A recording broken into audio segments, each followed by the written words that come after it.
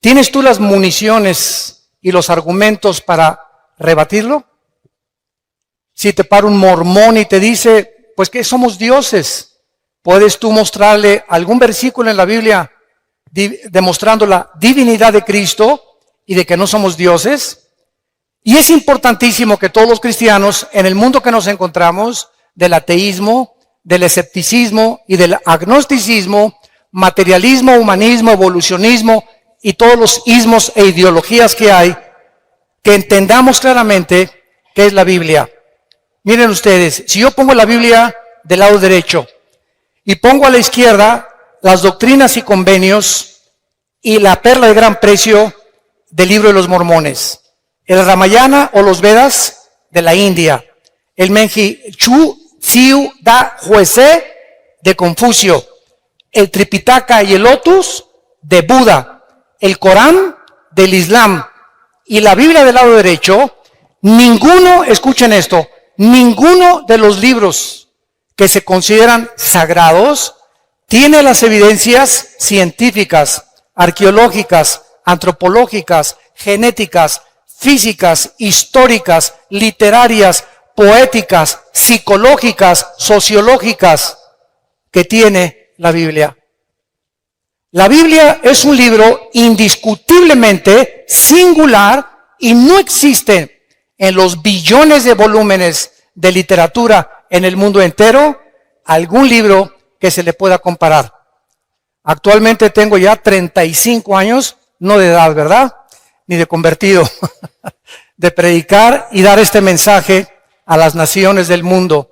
En estos 35 años, Dios es testigo de que he retado a científicos, ateos, agnósticos, escépticos, físicos, matemáticos, ingenieros, políticos, presidentes, gobernantes, con esta pregunta: ¿alguno de ustedes me puede presentar un libro mejor que la Biblia? En estos 35 años que tengo en el radio, en la televisión, no he encontrado, ni creo que nadie se atreva a decirme, este libro es mejor que la Biblia, porque si lo hiciera, demostraría la ignorancia que tiene de las Sagradas Escrituras, las cuales trato de demostrar en esta mañana. Si nosotros ponemos realmente del lado derecho a Jesucristo y ponemos aquí junto a Mahatma Gandhi, a Confucio, a Buda, al Ramayana, al Maharaji Chachi Kukulachi y a todos los filósofos orientales que se dicen dioses, no hay ningún líder religioso en toda la historia del ser humano que se compare con Jesucristo. Jesucristo volvió locos a los psiquiatras en la cruz. Acabo de ver un reportaje de la Asociación de Psiquiatría de un país sudamericano donde me invitaron, acabo de regresar de Guayaquil, donde fue un grupo de psicólogos los que me invitaron a darles conferencias a psiquiatras y a psicólogos acerca de las evidencias que quiero compartir. Y me decían muchos psiquiatras, las condiciones emocionales y sentimentales y las reacciones de Cristo en la cruz no eran de un ser humano, eran de un Dios. Ningún ser humano bajo esa presión, bajo esas circunstancias y bajo el medio ambiente donde él creció y se desarrolló, podía haber respondido como respondió desde esa cruz. Las palabras que expresó en la cruz y la forma como él vivió. Nadie en la historia pudo tampoco decir, yo soy el camino, yo soy la verdad y yo soy la vida eterna. Cuando yo leí Juan 14:6, porque mi hermano Alejandro fue el que me guió a mí a Cristo con unos misioneros y gracias a él yo soy cristiano, cuando me enseñaron 14:6 de Juan, yo llegué a una conclusión. Ni Buda, ni el Che Guevara, ni Marx, ni Friedrich Nietzsche, ni Jean-Paul Sartre, ni los grandes hombres de Dios que se consideran los iluminados, nunca leí la historia de todos ellos, ha dicho, yo soy el camino, la verdad y la vida. Ahora, todo pudo haber quedado con esas palabras, y cualquiera podría decir, bueno, yo también puedo decir de repente que soy Dios, Fue lo que dijo el Dalai Lama en 1992 al Papa Juan Pablo II.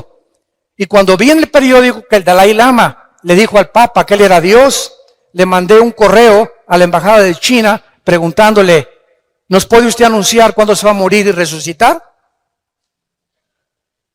Porque si usted dice que es Dios, usted tiene el control de la vida. Y Jesucristo dijo, es necesario que el hombre, el Hijo del Hombre, sea muerto, perseguido y vituperado, y a los 3 días se levante de los muertos. Cuando tomó la última cena, Cristo sabía que era la última cena, que no volvería al otro día volver a comer con sus discípulos. Y así fue como les dijo, este pan y esta copa que vamos a beber, no la van a comer ustedes ni a beber hasta que estemos todos juntos en el reino de Dios. Él estaba perfectamente consciente a qué había venido y exactamente el día, la hora, los minutos y los segundos en que le quitarían la vida y la ofrecería para pagar por nuestros pecados. Veamos en primer lugar la evidencia de la singularidad de la Biblia. Apunten ahí número 1, la singularidad.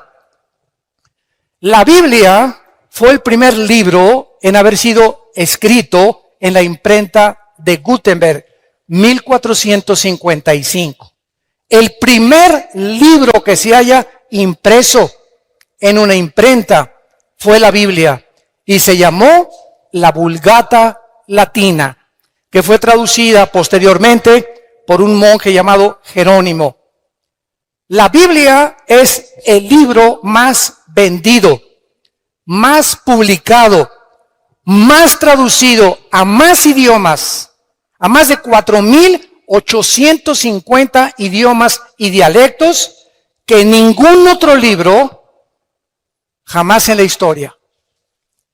En 1986 se había traducido la Biblia a 6.700 lenguajes que por los traductores Wycliffe. Y actualmente, si tú buscas, por ejemplo, como me dijo una vez un ateo, Homero escribió la Ilíada y la Odisea, y le dije, cítame los libros de los griegos, la época de oro de los griegos, dime cuándo se escribió el Corán, el Islam, las traducciones de los sumerios, dime lo que tú quieras. De la Biblia hay 13.000 copias manuscritas del Nuevo Testamento, 8.000 de la Vulgata Latina y 1.400 en el original griego y hebreo. Simplemente en 1948, para que vean cómo la gente habla sin hablar, en 1948 se descubrieron los rollos del Mar Muerto, que se llaman los rollos de Qumran, donde vivía un grupo que se llamó los esenios. Muy bien, en estos rollos que se encuentran en el museo, mi esposo y yo los vimos en Jerusalén, cuando vayan a Jerusalén, en el museo, se encuentran y están extendidos exactamente como fueron escritos por los profetas hebreos, y es exactamente lo que está escrito en la palabra de Dios que nosotros tenemos. Así que cualquier duda que exista de que la Biblia fue adulterada, que fue aumentada, etcétera, etcétera, ahí se encuentran los documentos originales.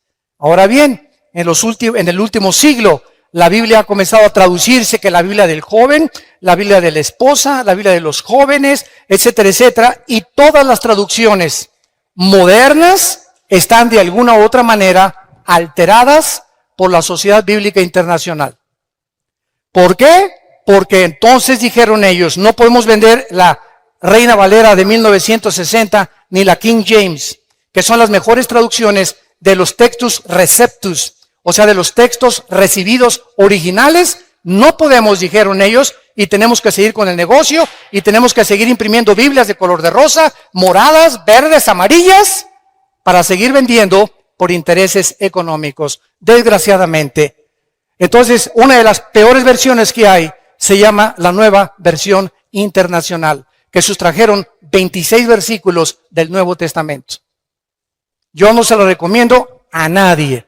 Entonces, esto nos muestra claramente, ¿verdad?, el ataque que la Biblia tiene. Por ejemplo, después de su muerte, un hombre que se llamó François Voltaire en 1778, un ateo agnóstico que persiguió a la Biblia y a los cristianos en Francia, dijo lo siguiente antes de morir: la Biblia jamás podrá, después de mi muerte, pasar a la historia y nadie la volverá a publicar. Cuando se murió, la casa de Voltaire se convirtió en la imprenta más grande de Biblia de Europa. Coincidencias del destino. Veamos a continuación su unidad.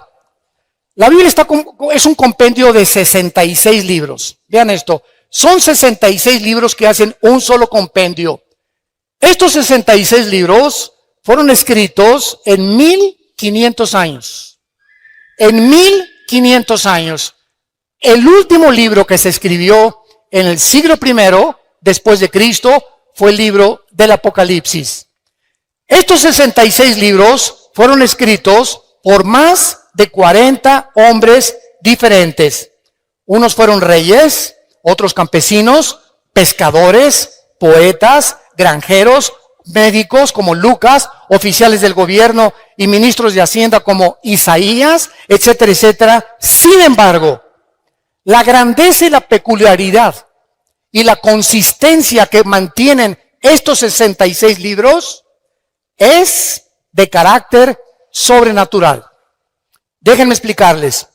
Hace algún tiempo vino a la casa de ustedes un vendedor de enciclopedias. Y pásele, le dije, porque me encanta mucho, siempre me ha gustado mucho la lectura, a ver qué me puede usted ofrecer.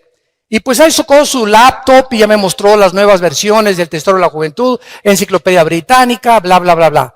Y yo le pregunté a este vendedor, ¿cuántos años tienes vendiendo libros? Y me contestó, 30 años.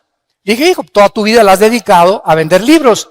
Y realmente trae una enciclopedia en su laptop de todos los volúmenes casi más leídos y más de más cultura en el mundo. Y le hice una pregunta. Entre estos 30 años que tú tienes vendiendo libros, ¿tendrás por ahí de casualidad 3 libros que se hayan escrito en años diferentes por 3 autores diferentes y que coincidan en su pensamiento? Se metió a su laptop, comenzó a bajar ahí y me dijo después de 20 minutos, señor Alducin, no encuentro tal cosa en la historia de la literatura. Entonces me fui a mi oficina, saqué de mi escritorio la Biblia y le dije, aquí no son 3 libros, son 66 libros escritos por más de 1500 años, por más de 40 hombres, y los 66 libros mantienen del Génesis al Apocalipsis la misma línea, la vida del Hijo de Dios. Desde Génesis 1, escuchen esto, hasta el Apocalipsis, la línea que une a todos los 66 libros es la persona de Jesucristo. Les doy un ejemplo, un botoncito de muestra. Génesis 1:1 dice así, Bereshit Elohim ha-samayim ha-eretz, en el hebreo, que significa, en el principio, Dios hizo los cielos y la tierra. Muy bien, Génesis 1:1 tiene 7 letras en el original hebreo. Tiene 7 palabras en el original hebreo. El número 7 en la Biblia es el número de la perfección. Muy bien, de estas 7 que tiene, el de en medio de Génesis 1 es el símbolo del menorá, que es el candelero que aparece en Apocalipsis. Y si tú te metes en una computadora, como lo hicieron en 1990-95, judíos expertos matemáticos en computación descubrieron que cada 7 letras en el original hebreo aparece el nombre Yeshua, que es Jesús. Y estamos hablando de algo que se escribió hace 4500 años. Por más que hubieran tenido computadoras y hubieran sido genios de la literatura, nadie podía haber acomodado tal fraseología en la Biblia, la palabra de Dios. Ahora veamos a continuación algunas evidencias científicas, señores científicos que nos visitan y los que nos escuchan a través ahorita por el internet y las redes sociales. En el Génesis capítulo 1, entendemos nosotros que la Biblia es el único libro que nos ofrece cómo fue hecho el universo. Los científicos, óiganlo muy bien si hay estudiantes de universidad aquí o profesionistas, nunca la ciencia jamás podrá darnos la explicación de lo que sucedió en el origen del universo. Porque para que sea científico, tiene que ser repetitivo. Nadie nos podrá explicar de dónde venimos. Y como la ciencia no puede retroceder a millones o miles de años en el pasado, los científicos también especulan, también teorizan, también tienen hipótesis, también son filósofos. Por eso se llama la teoría de la evolución. Y pues cuando tú hablas con un ateo o vas a la universidad y no han leído la Biblia tus maestros, ¿qué les queda para poder explicar de dónde venimos? Y te dicen que tu abuelita fue chita. Que somos el proceso de una selección natural, que los dinosaurios se convierten en conejos, los conejos en changos, los changos en dinosaurios, los leones en pumas, los pumas en perros, los perros en gallinas. Y esto, escuchen esto ni científica ni biológicamente es posible. La biología y las leyes de la física demuestran que es imposible la evolución. ¿Pero por qué? La siguen enseñando en las escuelas a nuestros hijos porque no tienen otra opción. Y si la tuvieran, tendría que ser la Biblia y tendrían que convertirse a Jesucristo. Y su soberbia intelectual no les permite aceptar las evidencias, aunque ellos ni siquiera se han preocupado en buscarlas delante de Dios. La Biblia dice que el primer día Dios hizo la luz, el segundo día el firmamento, el tercer día la tierra y el mar, el cuarto día el sol, la luna y las estrellas, el quinto día los peces y las aves, y en último lugar, la obra de arte de Dios fuimos nosotros. Porque ni los perros, ni los cocodrilos, ni los changos, ni los conejos, ni las jirafas fueron hechas a imagen y semejanza de Dios. En esto precisamente radica la dignidad del ser humano. Que no somos animales, que hay un propósito, que sabemos de dónde venimos, que tiene un propósito en nuestra vida y sabemos a dónde dirigirnos y que después de la muerte seguiremos existiendo por toda la eternidad. Ahora, muchas personas me han preguntado, ¿cómo es posible que el primer día Dios haya hecho la luz cuando hasta el cuarto día apareció el sol, la luna y las estrellas? No. La Biblia se contradice y es imposible que esto haya sido Yahvé. La Biblia no es la palabra de Dios. Espérame tantito. ¿Tú sabes qué es la luz? La luz es un fluido de electrones o un tipo de electromagnetismo. Y la luz hasta el siglo XXI no se ha podido definir claramente con el aspecto científico. Entonces, ¿qué quería decir Dios? Y Dios dijo que sea la luz y fue la luz. La luz es el espectro electromagnético que rodea la Tierra y que hace posible la comunicación entre los seres humanos y los animales. Si nos vamos en un cohete y nos salimos de la Tierra a la Luna, nos tenemos que llevar escafandras, porque allá arriba le puedo decir, ¿verdad? Pancho, ¿me oyes? ¿Por qué? Porque la luz no se transmite en sonidos fuera de la estratosfera. Entonces necesitamos aparatos especiales saliendo de la atmósfera terrestre para poder comunicarnos. ¿Por qué? Porque fuera de la atmósfera no existe el espectro electromagnético. Ahorita se puede grabar mi voz, puedes escuchar música en el radio, se puede transmitir ahorita en CNN o en Fox News lo que está pasando en el Medio Oriente por la televisión, y ahí viene corriendo la imagen desde el Medio Oriente lo que está pasando a mi televisión en cuestión de segundos, gracias al espectro electromagnético. Y la Biblia tenía razón. Ahora muy bien, ¿por qué respiramos? Para que respiremos tiene que haber una fotosíntesis de las plantas. Y las plantas, para que existan, necesitan tener el agua. El orden en que Dios pone la creación del universo es exactamente el orden que la ciencia comprueba que era necesario para que la vida apareciera. ¿Quién le reveló a Moisés hace 4,500 años el orden en que el universo fue hecho por Dios? Veamos en segundo lugar las pruebas de la genética, que son las que más me gustan, porque siempre estoy fascinado con la genética. Es impresionante lo que encontramos en lo que vamos a ver a continuación. Escuchen esto. Hasta 1860, apúntalo. Hasta 1860, un hombre llamado Gregorio Mendel descubrió las leyes de la herencia. Era un monje que comenzó a hacer experimentos con chícharos y comenzó a mezclarlos y vio que un chícharo verde transmitía características verdes al otro chícharo y que ese chícharo le transmitía también exactamente el tamaño de ese chícharo anterior y otras evidencias más. Entonces dijo, algo se transmite de una manzana, una semilla de manzana, tiene cosas que cuando se siembran produce manzanas.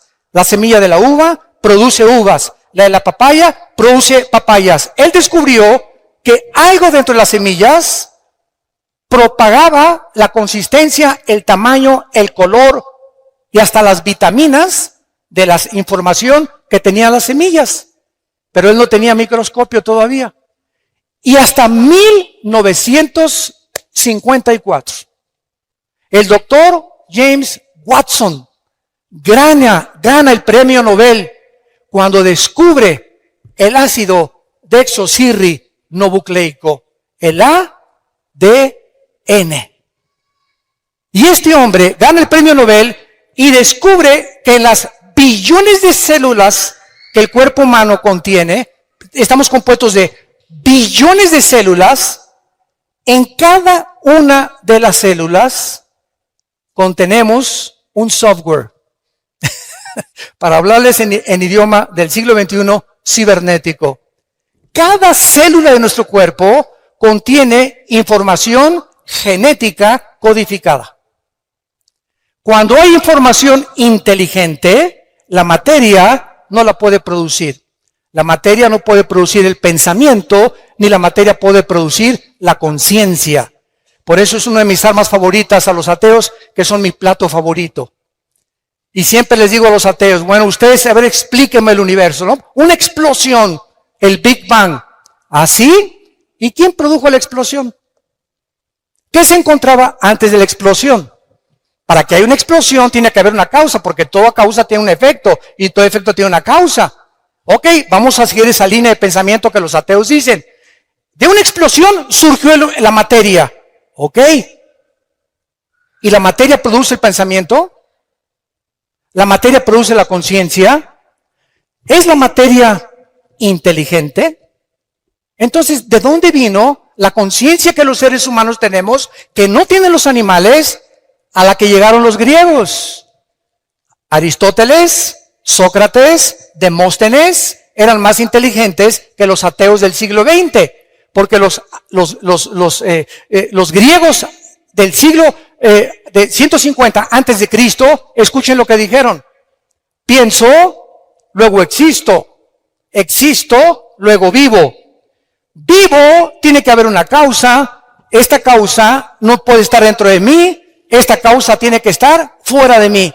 Yo no sé cómo se llama la fuerza, el poder, un dios o muchos dioses, pero fuera de nosotros no tenemos la causa de nuestra existencia. Forzosamente tiene que haber un Dios.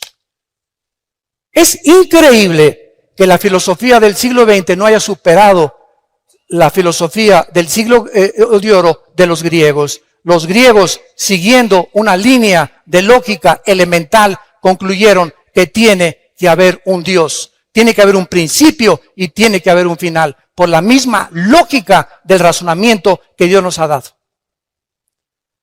Ahora bien, cuando nosotros vemos en Génesis 1, versículo 11 y 12, las leyes de la genética, que antes de 1860, estamos hablando casi 5,000 años antes de que se descubrieran las leyes de la herencia, y casi 6,000 años antes que se descubriera las leyes del código genético hereditario o el ADN en 1954 por el doctor Watson y el doctor Crick, que fue una pareja de científicos. Dice así la Biblia: después dijo Dios, Génesis 1, versículo 11, produzca la tierra hierba verde, hierba que dé semilla, árbol de fruto que dé fruto, según su género, que su semilla esté en él, sobre la tierra, y fue así.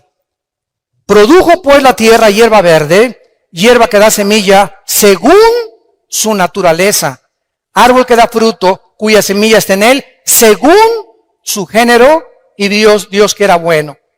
Versículo 21, y creó Dios los grandes monstruos marinos, y todo ser viviente que se mueve, que las aguas produjeron, según su género, y toda ave alada, según su especie, y vio Dios que era bueno. Cuando nosotros leemos esto en el siglo XXI, otra vez, y la Biblia se adelantó al periódico y a los descubrimientos científicos de mañana en la mañana. La Biblia es más moderna que el periódico de mañana en la mañana.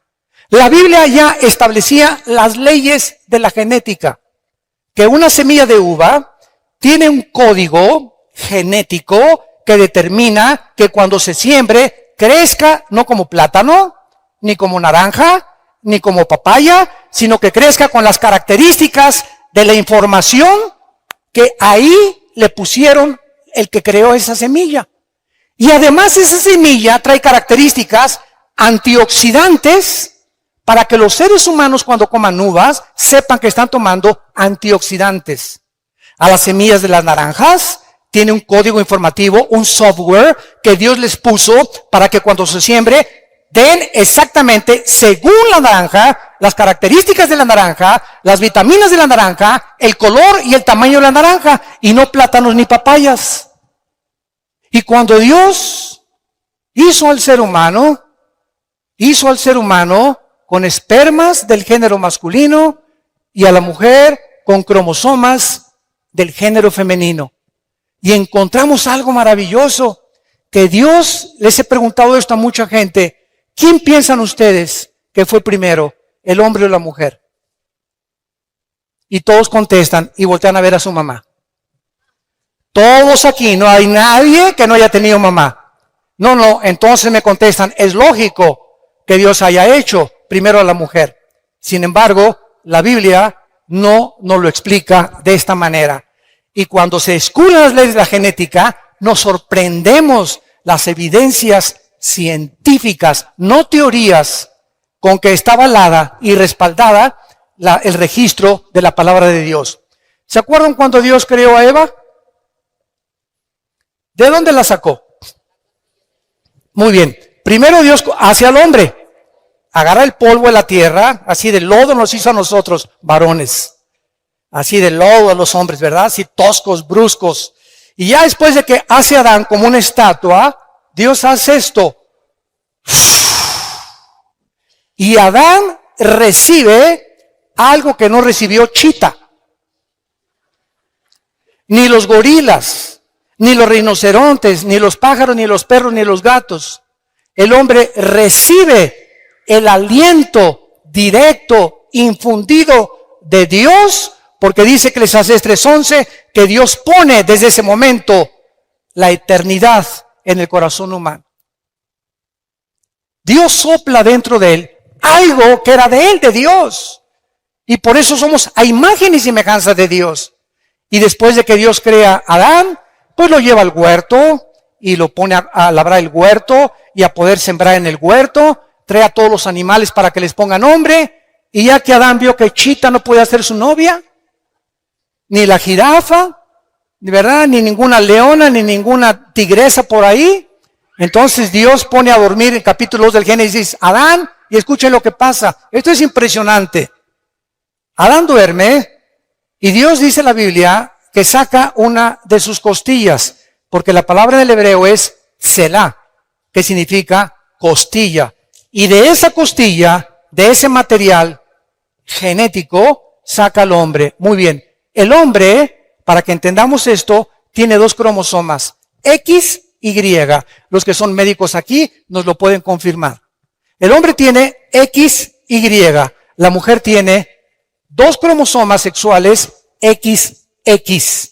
La mujer no tiene el cromosoma que determina el género masculino. Cuando mi papá tuvo relaciones con mi mamá, el esperma que ovuló o fertilizó el huevo de mi mamá fue un Y y yo nací varón. Porque si hubiera sido el X, hubiera nacido mujer. Entonces, el cromosoma Y determina el género de los hombres. Y los hombres poseen ese cromosoma que las mujeres no tienen. Las mujeres tienen XX. Muy bien. Si Dios hubiera sacado a la raza humana del material genético de la mujer, la raza humana no se hubiera podido reproducir. Porque precisamente es en los huesos, en la médula de los huesos, donde se produce la sangre. Y es precisamente en la sangre donde viene la diferencia entre los cromosomas del hombre y la mujer.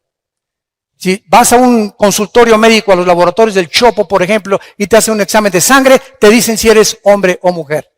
En la pura sangre nada más. Ahora, pasaron miles de años y se le aparece el ángel a María. Y le dice a María, vas a ser mamá. Y María se espanta. ¿Cómo que si ni a Cancún nos hemos ido? ¿Verdad? ¿Cómo que voy a ser mamá? Espérame tantito, no te me adelantes, y estamos comprometidos, no nos hemos casado. Y además, la ley judía dice que si yo me embarazo antes de casarme, hasta pedradas me pueden matar. Y el ángel Gabriel, en Lucas 1 y en el Evangelio de Mateo, le dice a María, María, no te preocupes, Dios va a engendrar en tu vientre a un hombre llamado, y le vas a poner por nombre Jesús.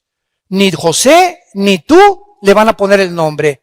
Y sabes una cosa, María, que ese ser que van a nacer no va a ser engendrado por José. José no se va a meter contigo. Muy bien, hace 2000 años que fue escrito esto en el Nuevo Testamento, nadie entendía por qué Cristo tenía que nacer virginalmente.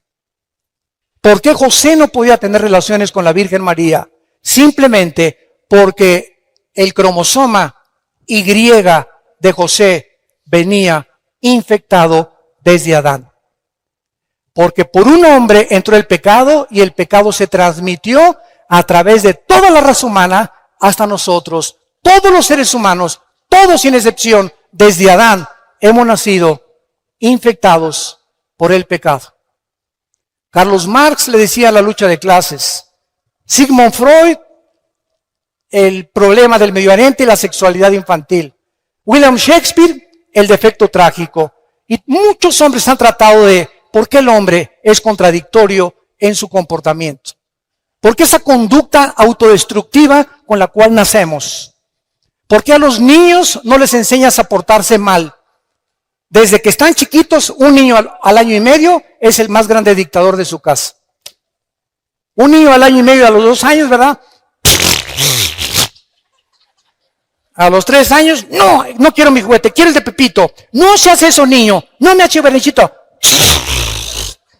Y vemos que hay algo dentro del ser humano que va en contra de toda autoridad, de todo lo que se les dice. Y se les enseña a portarse bien, porque el mal nacimos con él. El mal, como la Biblia lo explica claramente, de nosotros viene por herencia desde Adán hasta nuestros días. Entonces, vemos que las evidencias genéticas, físicas, de la creación de la Biblia son maravillosas y que podemos nosotros, a través de esto, darle una respuesta al ser humano para que el ser humano pueda entender por qué la Biblia es el libro de los libros. Hace 2300 años, antes de que Galileo Galilei, tu padrino, descubriera que la tierra era redonda, apúntalo. En el libro de Isaías 40, capítulo 40, versículo 22. 2300 años antes que Galileo, la Biblia ya decía que la tierra era redonda. Hay una ley en la física, todos ustedes que son de carácter universitario de la preparatoria, que se llama la ley de la entropía. Y todos ustedes, si ya pasaron la secundaria a la preparatoria o están en la universidad, forzosamente tienen que conocer que hay una ley que rige a todas las demás leyes, que se llama la ley de la primera y la segunda ley de la termodinámica. ¿Qué establecen estas leyes físicas? Precisamente que todos los procesos físicos, todos los sistemas ordenados, tienen con el tiempo a desordenarse. Nunca, nunca, nunca del desorden surge el orden. Esto es antifísica, sino que del orden surge el desorden. La evolución enseña que de lo menos vamos a más. Y la Biblia enseña que fuimos coronados como la creación máxima de Dios y estamos como los cangrejos en lugar de evolucionar. Claro que hemos evolucionado tecnológicamente y científicamente como criaturas físicas y como criaturas intelectuales, pero como seres humanos hemos hecho el ridículo porque estamos en el siglo XXI y ahorita, en noviembre del año 2015, el mundo está a punto de entrar a una tercera guerra mundial. ¿Dónde está el razonamiento? ¿Por qué no hemos podido vivir en paz? ¿Qué le pasa al ser humano? ¿De qué nos sirvió llegar a la luna? Y los experimentos y los descubrimientos, todo eso ha ensoberbecido al ser humano. Simplemente, profesando ser sabios, se hacen necios. Porque habiendo conocido a Dios, no le quieren glorificar como a Dios, ni le quieren dar gracias. El ser humano está envanecido en sus razonamientos. Su corazón ha entenebrecido y nos hemos creído dioses. Y por eso el mundo se encuentra como se encuentra. Por eso Estados Unidos legalizó el aborto en 1973. En junio de este año legalizaron los matrimonios gays, que es el síntoma más grande de descomposición de la familia en el mundo entero y de una nación. Porque la nación la forman las familias y las familias forman las naciones. Si la familia se desintegra, la nación no tiene ningún futuro. Y este es el punto al que hemos llegado porque no hemos querido aceptar a Dios. Antes de que las leyes de la entropía y de la termodinámica se descubrieran en el libro de Hebreos, capítulo 1, la Biblia escribió hace 2000 años la primera y la segunda ley de la termodinámica. Señores astrónomos, astrofísicos y físicos matemáticos que nos están escuchando en este momento. Y eso no te lo enseñan en tu universidad ni en tu escuela. Les da vergüenza reconocer que hay libros que superan los libros de física del siglo XXI del ser humano. Dice Hebreos 1, versículo del 10 en adelante. Y tú, oh Señor, en el principio fundaste la tierra. Los cielos son obra de tus manos. Ellos perecerán, mas tú permaneces. Todos ellos se envejecerán como una vestidura. Como un vestido los envolverás y serán mudados, pero tú eres el mismo y tus años no acabarán. Exactamente lo que estas leyes establecen, que todo se descompone, todo se oxida, todo se termina, todo se arruina, todos tenemos que meterle mantenimiento a un edificio, mantenimiento a mi coche, mantenimiento a mi persona. Estamos nosotros muriendo celularmente cada segundo. Todo el universo que está a nuestro alrededor está en proceso de descomposición. El Sol pierde millones de toneladas masa cada segundo, tal como la Biblia lo anunció hace 2000 años. Los cielos se envejecerán, todo se echará a perder, pero tú, Señor, eres el mismo a través de la historia.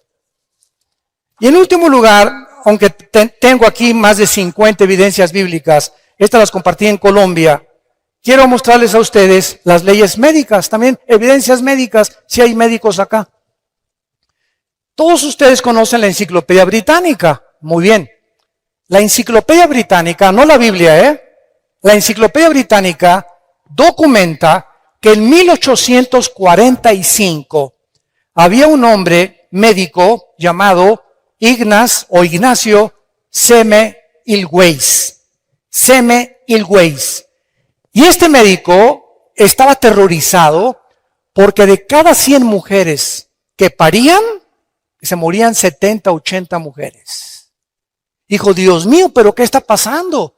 Somos médicos y nosotros tenemos que en lugar de que se nos mueran, salvarles la vida. Entonces este médico comenzó a leer el libro de Levítico, donde Dios le dio a su pueblo Israel las leyes de la sanidad, las leyes médicas, las leyes de la higiene que deberíamos de tener antes de que se descubriera la proliferación bacteriológica y microbiológica que existe en el aire. Por ejemplo, si tú ves a un perro que se hace chis en la calle o que se hace excremento en la calle, ese excremento tiene millones de bacterias que comienzan a subir en el aire y no las vemos. Y tú pasas y haces y respiras y ahí te estás metiendo, ¿verdad? Cantidad de bacterias a tu organismo, cantidad de microbios en tu organismo. Y por eso en Levítico, escuchen, Dios, antes de que se descubrieran la proliferación bacteriológica en el medio ambiente, Dios le dijo a Moisés, dile a tu pueblo que cuando hagan excremento lo entierren con un palo debajo de la tierra. Y Moisés dijo, pues ¿quién es? El Señor me dijo que le hiciéramos no y que lo tapáramos. ¿Y por qué? Pues quién sabe. Fueron miles de años los que pasaron hasta que se descubrieron la proliferación de bacterias. Bueno, este doctor, que se encuentra registrado en la Enciclopedia Británica, leyó Levítico 15, versículo 13. Y ahí descubrió este doctor el secreto de por qué las mujeres se estaban muriendo cuando los médicos las estaban atendiendo en los partos. Y dice así, cuando se hubiere limpiado de su flujo, el que tiene flujo contará 7 días después de la purificación y lavará sus vestidos. Escuchen esto. Y lavará su cuerpo en aguas corrientes, no en aguas estancadas, sino que les dijo Moisés, cuando se laven las manos para limpiarse de cualquier impureza, de semen, de flujo, de lo que sea, lávense las manos, pero tengan cuidado de nunca lavárselas en charcos, ni las pongan en cubetas y se laven ahí. Tiene que ser agua corriente. Y entonces el doctor Semmelweis, registrado en la Enciclopedia Británica, les recomendó a los doctores que se lavaran las manos antes de atender a las mujeres que iban a parir. Y el índice de mortalidad se redujo el 80%.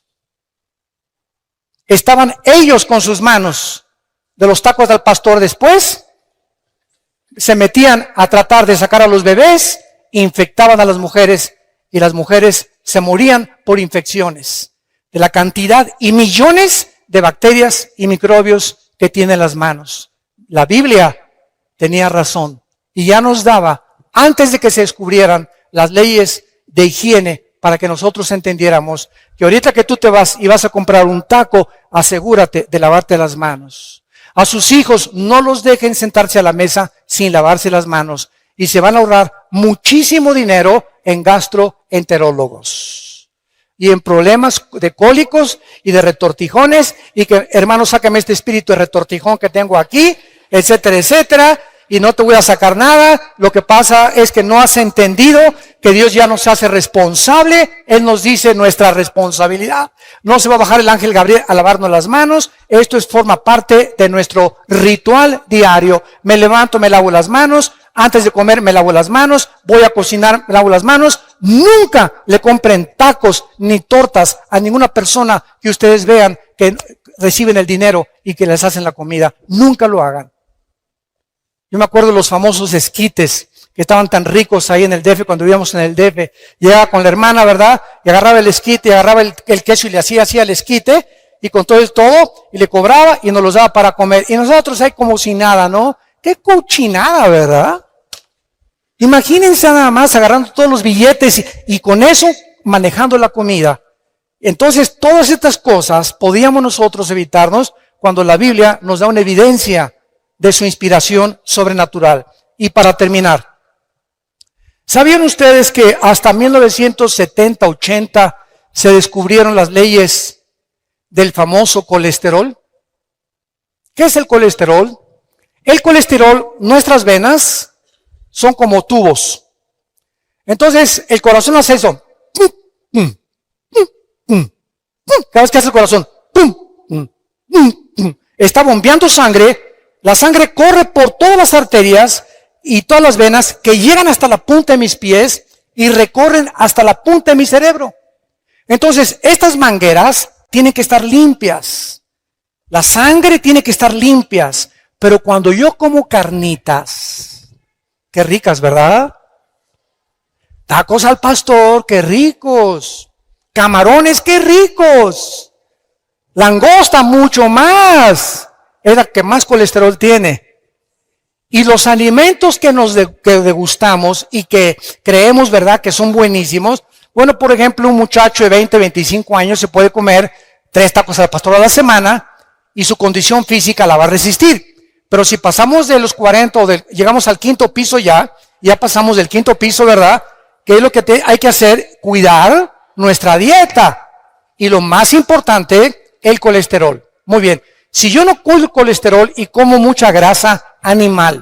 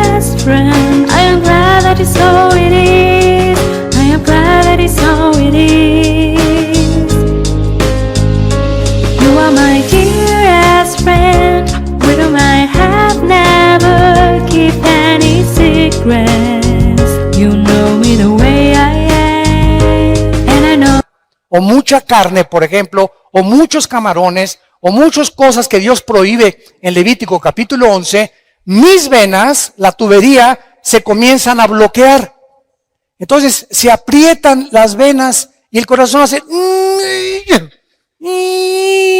Comienza a bombear con más esfuerzo el corazón porque el colesterol está bloqueándome las venas y por eso sobrevienen los ataques cardíacos. De repente tienes 40, 45, 50 años. ¿Y qué me pasa? Al hospital y vas para el suelo. Y te hacen un examen de sangre. Estás con el colesterol de más de 200 puntos, los triglicéridos más de 300 y la glucosa más de 100 puntos. Que son los límites que debemos de tener. ¿Por qué? Porque estamos violando las leyes de la higiene que Dios estableció en su palabra. Todo nos es permitido, mas no todo nos conviene. Según la edad que tengamos, tenemos que tener más cuidado. La Biblia nos recomienda beber por lo menos 2 litros de agua diarios. No de Jamaica, no de horchata, no de durazno, agua. ¿Sabes qué es agua? Agua. Sin nada. Ahora claro que puedes echarte tu horchata, lo que tú quieras, ¿no? Pero mínimo 2 litros de agua, agua natural. Porque somos más del 80% de nuestro cuerpo está compuesto de agua, más el cerebro. Y el alimento privilegiado para el cerebro y para tener alerta el cerebro es el plátano. Un plátano diario te da el potasio y las características que necesitan tus neuronas del cerebro para que pienses bien y no sigas pensando en el Calimán ni en ricas y famosas. Santos de Dios, tenemos el libro, la palabra profética más segura a la cual haríamos bien en estar atentos.